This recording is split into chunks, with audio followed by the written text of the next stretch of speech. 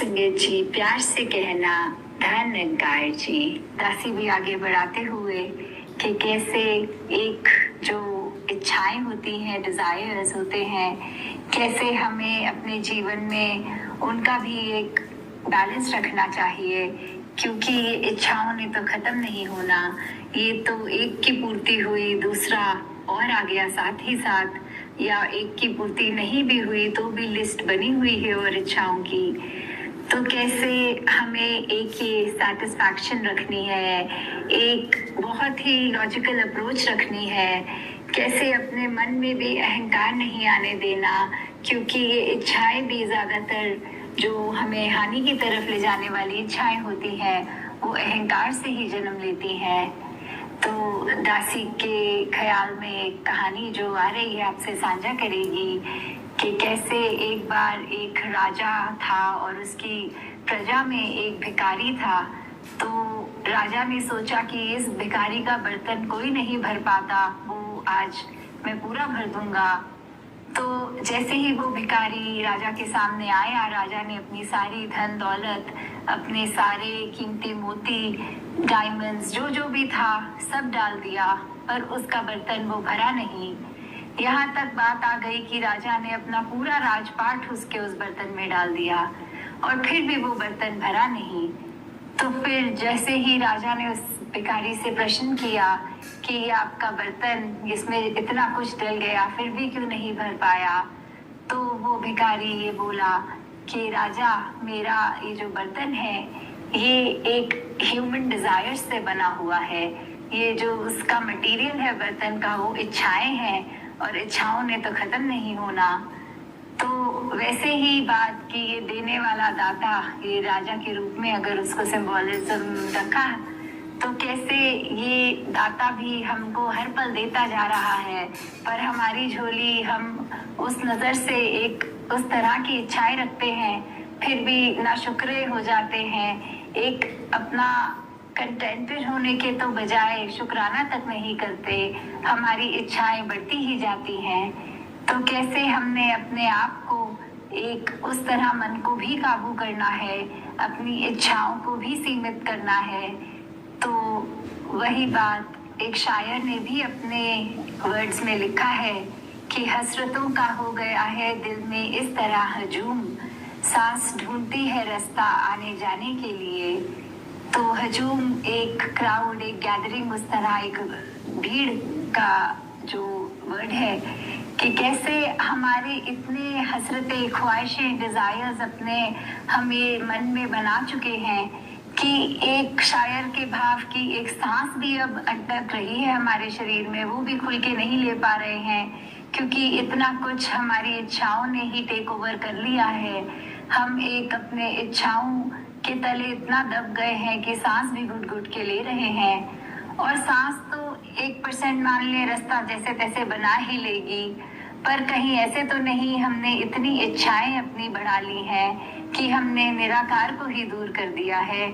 हम एक मटीरियलिस्टिक इच्छाओं में अपनी इस जीवन काल जीते जी जो सिर्फ काटना है, उसकी इच्छाओं में इतने बंध गए हैं कि जो निरंकार अंग संग सदैव रहने वाला, उसी को भुला गए हैं। तो काम ही है कि इच्छाओं पे अगर चलता रह रहा है तो किस तरह एक बैलेंस है कि ईगो खत्म होगी, ये बुरी इच्छाएं खत्म होंगी। तो कैसे एक और कहानी जो जहन में आ रही है कि एक इंसान वो पत्थर का काम करता था, वो पत्थर को तराश के उसके अंदर से आकार बना देता था कोई भी।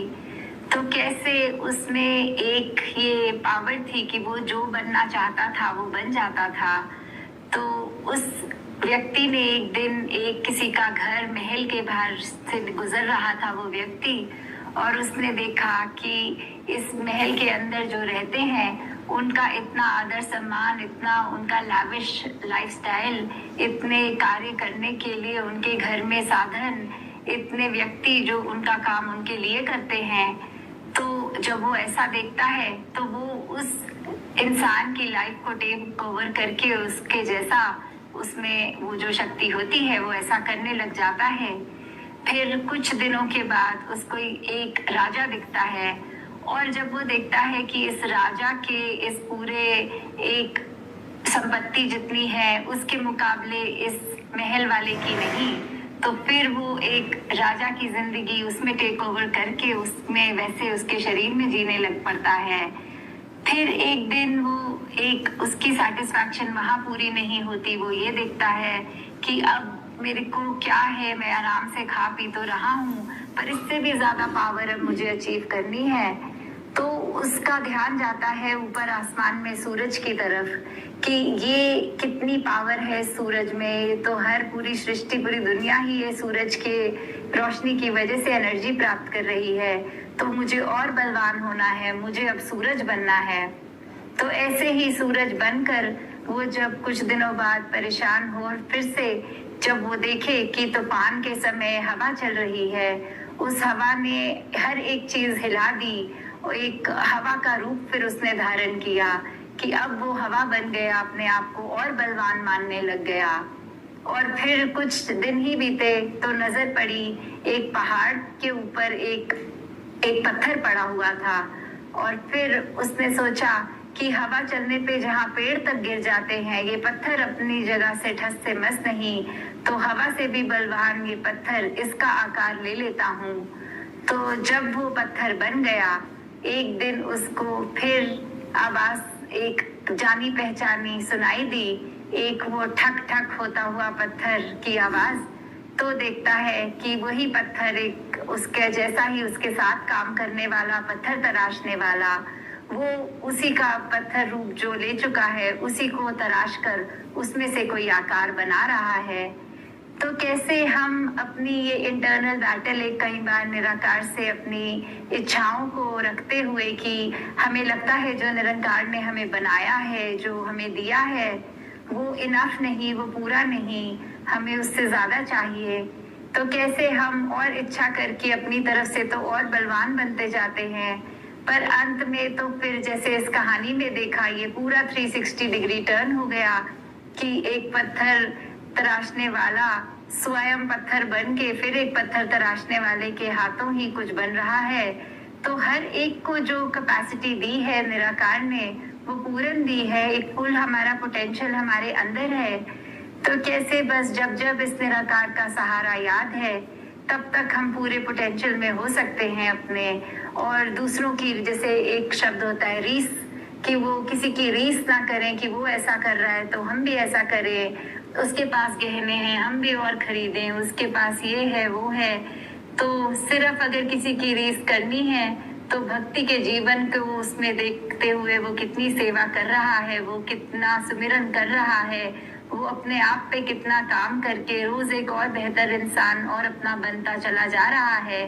तो ऐसी बातों में तो रीस करनी ठीक है, किसी का वो देखकर उसके जैसा होना, पर फिर वही बात इंटेंशन की कि नेगेटिविटी नहीं अपनानी, सिर्फ पॉजिटिव होके ही चलना है। दातार सभी पे कृपा करे जी। सात संगत जी, धन निरंकार जी। सात संगत जी प्यार से कहना धन निरंकार जी। सात संगत जी, दासी आप जी के चरणों में एक कहानी रखने जा रही है, कृपा करना।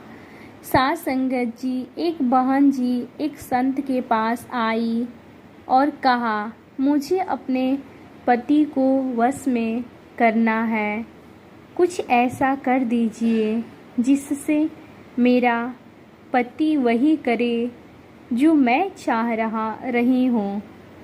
सात संगत जी, संत जी ने कहा, ये तो हो जाएगा, पर इसके लिए तुम्हें कुछ प्रयास करना पड़ेगा। वो राजी हो गई। तो संत जी ने कहा, मुझे सिर के मूंछ का एक बाल लाकर दो, उससे मैं कुछ ऐसा कर दूंगा जिससे तुम्हारा पति तुम्हारी हर बात मानने लगेगा। सात संगत जी, वो बहुत खुशी खुशी घर गई और सोचने लगी कि कैसे शेर का एक बाल मिल जाए। फिर वो शेर के लिए तरह तरह के व्यंजन बनाकर ले गई और हाथ जोड़कर उसे खाने के लिए दिया। शेर को तो समझ नहीं आया कि ये ऐसा क्यों कर रही है, पर वो सारे व्यंजनों को खा गया। इसी प्रकार वो नित्य शेर के लिए तरह तरह के व्यंजन बनाती और शेर को ले जाकर खिलाती। सास संगत जी, एक दिन शेर ने पूछा, तुम रोज ये तरह तरह के व्यंजन लाती हो, क्या प्रोपोजन है, तुम्हारा क्या चाहती हो? सास संगत जी, फिर उसने सारी बात बताई कि किस प्रकार एक संत जी ने शेर का बाल लाने को कहा है। शेर उसके आदर सत्कार से प्रसन्न हो गया था। उसने अपना एक मूंछ का बाल निकालकर उसे दे दिया। वो खुशी खुशी संत जी के पास आई और शेर के मूंछ का बाल दिया। संत जी को बड़ा आश्चर्य हुआ कि ये कैसे संभव हो गया। उन्होंने वो बाल हाथ में लिया और उड़ा दिया। सास संगत जी, वो बहन जी ने कहा, मैं कितना परिश्रम और प्रयास करके शेर से ये बाल लाकर आपको दिया और आपने इसे उड़ा दिया।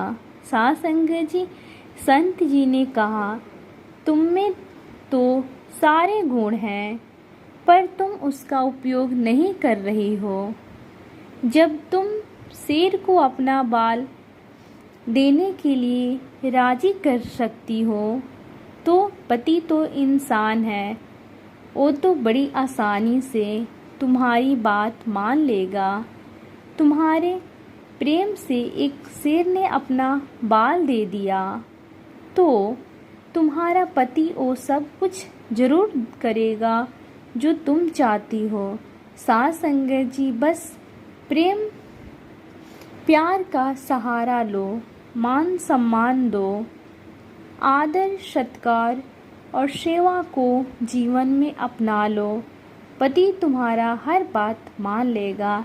सास संगत जी, प्यार से कहना धन्यकार जी। सास संगत जी, कहानी अच्छी लगी हो तो कृपा करना। सास संगत जी, प्यार से कहना धन्यकार जी।